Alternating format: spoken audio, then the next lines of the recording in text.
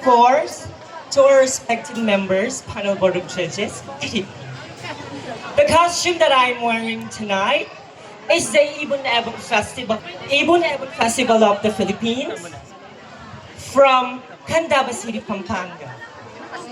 By the way, my name is Cheng Aniceto, 23, all the way from the San Isidro, Cainta, Rizal. Hindi po ako mag-iipon nakakatawa at bastos ng kasabihan. Mag-iiwan po ako ng kapupulutan ng aral. Dahil alam ko po na karamihan na nanonood dito ay pawang kabataan. Na ang taong mapagmataas ay siyang ibinababa. At ang taong mapagkumbaba ay siyang itinataas. So, ladies and gentlemen, people of Karangalan, if you have it, show it nang mamatay silang lahat sa inggit. Thank you so much.